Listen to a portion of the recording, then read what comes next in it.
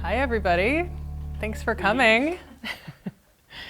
I'm Leah Johnson, Associate Director, Land Stewardship and Ecology, and I'm here to talk to you today about healthy trees and healthy streams and how to manage waterways and the landscape for a resilient future. So I always like to start with a little bit of context about where we are. When we think about managing land, we are managing a leafy corner of the megalopolis here, on the fringes of one of the most densely populated parts of the planet.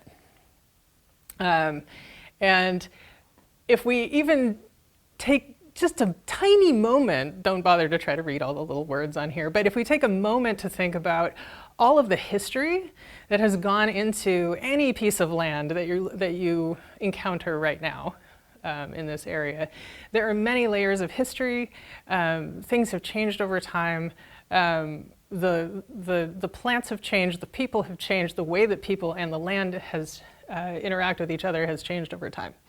So here we are at Longwood, where there have been many different things that have happened over time as Longwood has developed, and many people enjoy all of the beauty, and not everyone is aware that all of the more formal landscapes are surrounded by 750 acres of natural areas and agricultural lands, which have a whole different array of habitats that are very typical of our region. So we have forests, we have wetlands, we have streams, and we have meadows, which are really in the tall grass prairie ecosystem that many people are not aware extended this far east. So I lead the Land Stewardship and Ecology group, where we integrate ecological science and adaptive land management for both beauty and biodiversity, so that people can enjoy and be inspired by natural beauty, especially native plants. So we do a whole bunch of things in the Land Stewardship and Ecology group to conserve and restore biodiversity and ecosystem health. So we're protecting and maintaining high quality habitats, conserving rare species, enhancing diversity by adding in new native plants where that might have been here before, decreasing invasive species, connecting habitats, and protecting and improving water quality, which is what we're going to focus on today. So doing all that is a process, and I like to think of it as science-driven adaptive land management. So the science is sort of pushing the wheel, and the adaptive part of that is where we learn. Using the tools of science, we learn from what happens as a result of what we do, and also what's going on around us that we don't control, and we build that into how we do things next time. So the tools that we use for that are what I like to call stewardship science. So we're testing innovative stewardship practices. Sometimes we're testing things that a lot of people are doing, but they're doing 15 different ways. So we're going to test those and see how they work in relationship to one another over time. Different land managers have different resources, so we want the work that we do here to be accessible to people. So let's say one land manager has a gazillion volunteers, and another one has no volunteers but has big machinery. You might be able to accomplish the same thing using those two different settings. Let's say for invasive species management, which one works better is, one might work faster, one might work slower, one might have different effects than the other. So we like to test things against each other. And we also want to understand how change in the broader environment, climate change, change in urbanization of the landscape, those kinds of things are affecting our landscapes.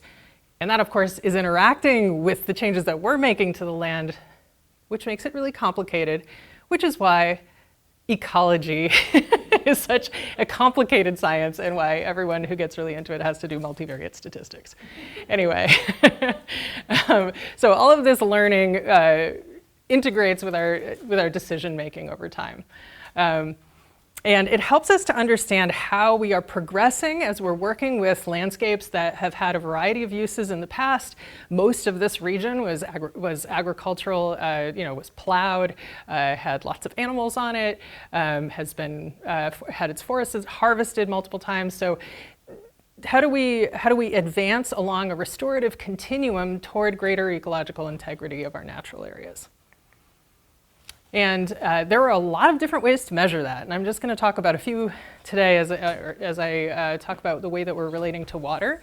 But to measure the progress that we're making, we need to know where we're starting, right? And so that's why we've been engaged for the last few years in an ecological baseline study. So, where are we? Let's zoom in a little bit more, and let's think about ourselves in terms of water. So Longwood is located on a ridgeline, which you can kind of see going from the top left to the bottom right here. And we've got, actually all of those lines are ridge, basically. Those are what divide. Along those red lines is where the land is highest in elevation, and so all of the water that lands on the landscape ends up in one of several streams, each of which has a little letter there. Not all of them are named. They go into the Red Clay Creek, the Brandywine Creek watershed, and we got the white clay down in the bottom, right? Most of our water goes in the Red Clay and the Brandywine and ends up moving downstream into the Christina and into the Delaware Bay. So we are connected to the ocean, all the drops of water that fall on us here. Something that's important to understand about managing water quality is that we live in an area that has a lot of development. And so when we develop land, we generally make it less permeable, which means that when the water falls on it, it doesn't sink into the ground like it does on your garden patch. It will flow over the surface. It'll flow across roofs, it'll flow down streets and sidewalks, all of those things that keep us from being muddy or wet when we're sleeping, all of those things, or working, whatever, cause water to not sink into the ground immediately, right? So it doesn't recharge the groundwater, it flows before it gets somewhere else. And it often then goes into streams. Eventually. And what happens when you get all that water concentrated instead of sinking in right where it fell is that you get an increase in how much water goes through a stream at one time. So imagine that like in a pre-development state, you would have a kind of steady trickle. But this causes there to be huge pulses where it's like you turned on the fire hose all at once for a short period of time, and that's what this red peak is here. So it basically means that the same amount of water is eventually reaching the stream, usually, although, well, a lot of water is reaching the stream all at once. And so this has some effects on water quality. So the peak flow rate, so that pulse of water right after a big storm, and storms have become increasingly intense with a lot of water dumping at once in recent years. So that can be improved by capturing water in basins, by making your surfaces that keep you dry more permeable so that some of that water goes through, and then by using other kinds of retention structures that grow plants, because plants then can help take up that water, evapotranspirate it, or help it infiltrate into the ground. The volume, like I was saying, the volume goes up, right, all at once, and then you also get less recharge to the groundwater. Again, you can use some of these same tools. Stream buffers are another tool that we can use. The stormwater often picks stuff up on its way, too. So both more urbanized areas and agricultural areas tend to have higher runoff, and agricultural areas tend to have more nutrients applied to them as fertilizers, and that nutrient then gets in the water, causes algae to go nuts. The algae die off, and as they're being eaten, the oxygen in the water gets used up. This is called eutrophication, if you want to get into it. But basically it means there's less oxygen in the water for fish and other things that live in the water. So that makes the aquatic environments less healthy. along with picking up whatever was on the street, all of that stuff like, you think about your brakes on your car, you have to replace them every now and then. Where did all that go? It went on the roads, right? So like there are all kinds of things that, that wear out or that drip off of a whole lot of different machines and other things that we use that end up in streams. And all of these things can be helped by slowing the water down and not allowing that to get into the streams. Sediment is another one. When we clear all the vegetation off of land, which is something that humans are real good at, because we're always building stuff and changing things, sediment gets into the water. That's a pollutant. That also affects aquatic life. And you get when the water is flowing across warm surfaces, think of a summer thunderstorm. Like if that water is flowing across hot pavement, it's increasing in temperature and then streams get warm, which has a bunch of other effects on aquatic life and lowers the amount of available oxygen. So those are all reasons to manage stormwater, and we do that here at Longwood in a variety of ways. So I'm going to walk you through some kinds of basins. You've driven by these things a million times in your life. Now you're going to wonder when you look at them which kind it is. So we have retention basins. They retain water, or a wet pond. So these have permanent standing water in them. They also have temporary capacity to fill up more during large storm events, and they reduce that peak flow. So they're important for keeping the stream from getting scoured out and eroded. And this is a good solution when you have like we do here, clay soils, where it's really hard to get the water to infiltrate through the bottom of the basin, or where you have a high water table. There's also a detention basin. So it's not retaining it, it's just detaining it, like the water's in detention. It did something naughty, and it'll be let out in a couple of hours. Or at least, most of them are supposed to be completely dry in 3 days, but which would be a long detention. But anyway, these are designed to drain, but slowly. So they usually have a pipe that allows the water out. Again, this is very helpful when you can't really infiltrate into the soil because the soil has fine particles that don't allow the water through. Infiltration basins allow the water to pass through the bottom of the basin and get down into the groundwater where it can move around in the ground. These temporarily hold water, standing water, and then slowly that infiltrates into the ground. This also reduces stormwater volume and the peak flow. It reduces peak flow also. The volume thing is actually what's interesting about infiltration, because it actually reduces the amount that's going to flow out into streams. And this requires well-drained soils. So you can use this where the soil is more sandy, where there's more space between the soil particles for water to move through. Rain gardens or bio-retention basins are another one that's very popular as an urban best management practice for stormwater. Usually these incorporate native vegetation with wildlife value, so here you're starting to get some additional ecological benefits. So that wildlife value, like other retention basins, it's doing that, reducing volume and peak flow. And sometimes these are also used for phytoremediation, where it's capturing pollutants, and then the plants can be removed to remove those pollutants from the environment in that area. Constructed wetlands are usually bigger.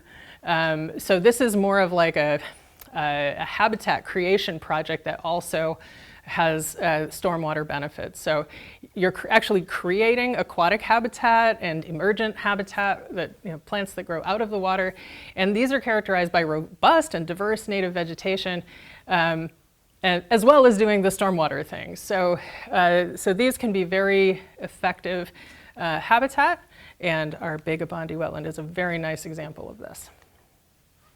So when we're managing stormwater, we also have some other ecological goals, using native plants to shade the streams and cool the temperature of the water, to have emergent, floating, submerged, and algae aren't all bad, which feed a variety of different kinds of wildlife. We also want habitat for all kinds of things. These are just some examples. Amphibians and reptiles, they need places to live in our modern world. Some of them need really shallow water and mud flats. Some of them are like basking turtles, need something to get on and warm themselves. Salamanders really need clean water. And then we also think a lot about bird habitat. There are a lot of different kinds of birds that require wet areas. So herons and wading birds, they need to eat fish. Ducks eat lots of vegetation off the bottom of shallow areas.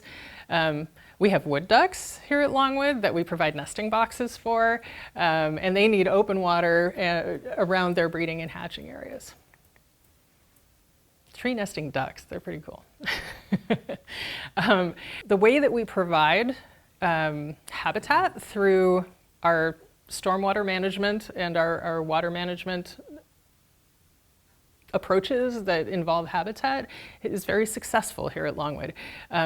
We have a wonderful volunteer team that keeps track of the birds that are here on a weekly basis throughout the year, and they observed 131 different species last year.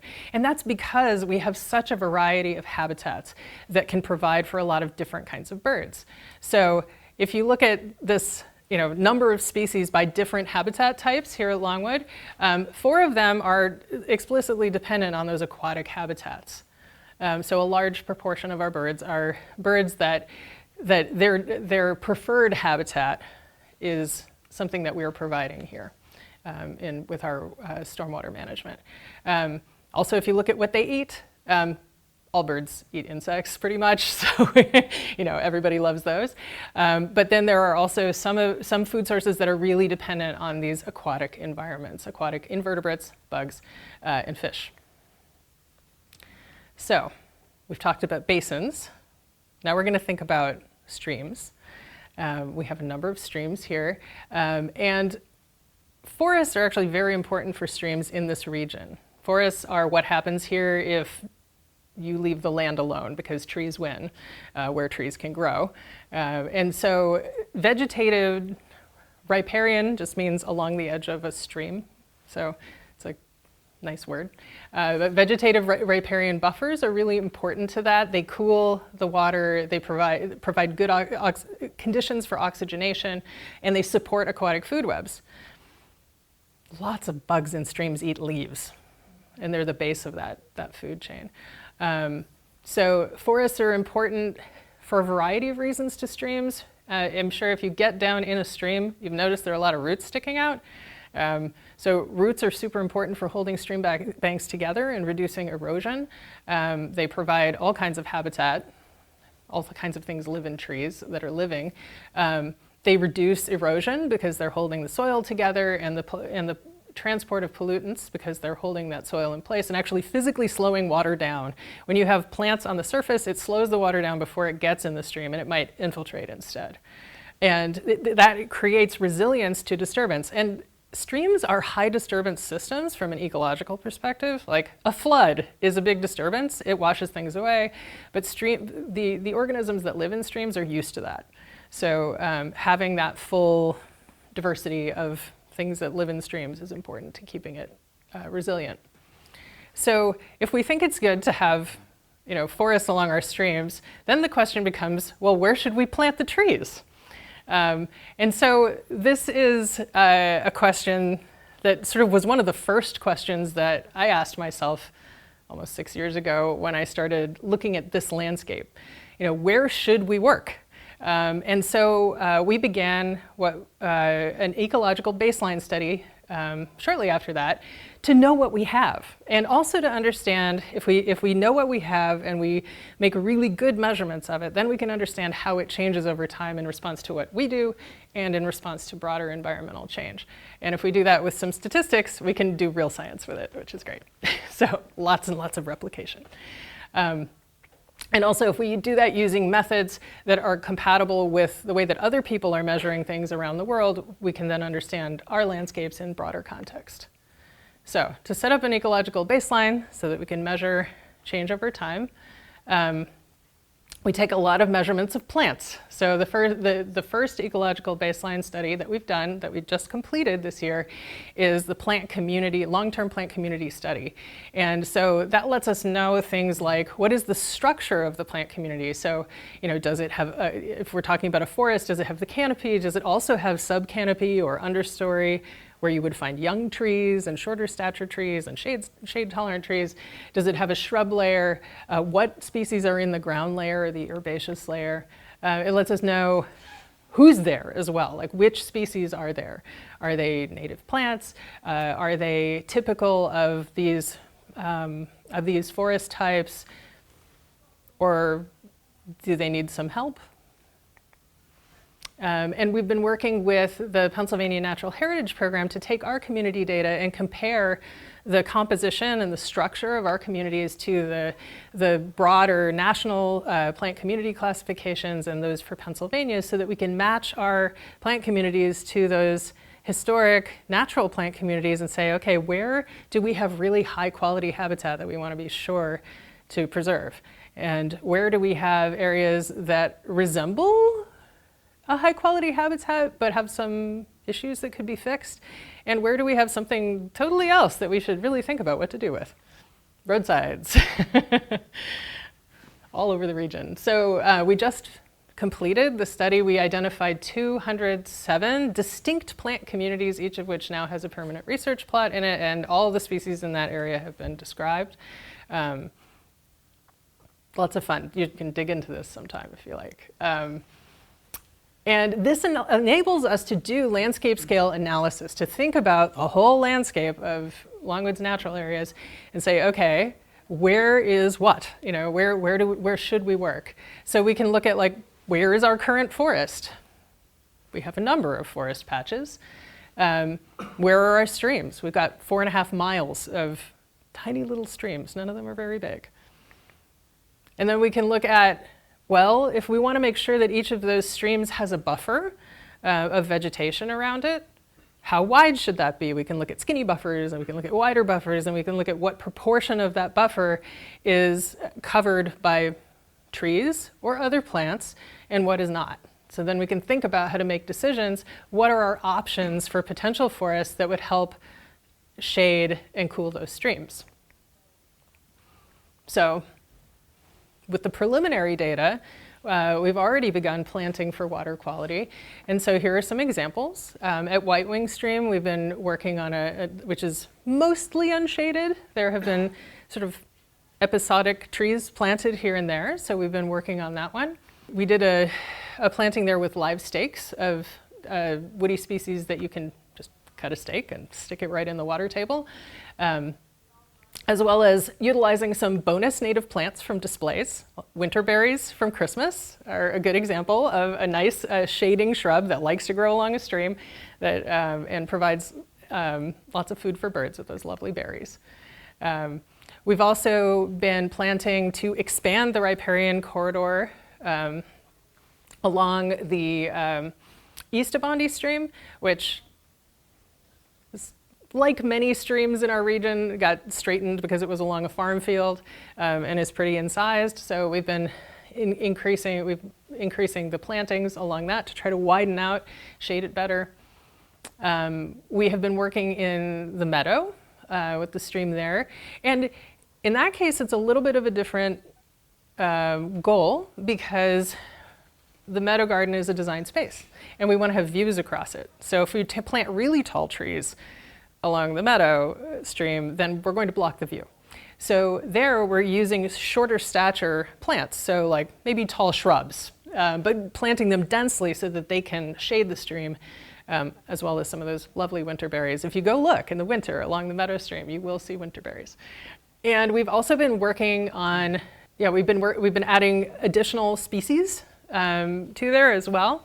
We're thinking about, how can we bring species in that are native to our region but not present, that might provide additional habitat for wildlife, like the heart-leaved willow, which is a host plant for mourning cloak butterflies.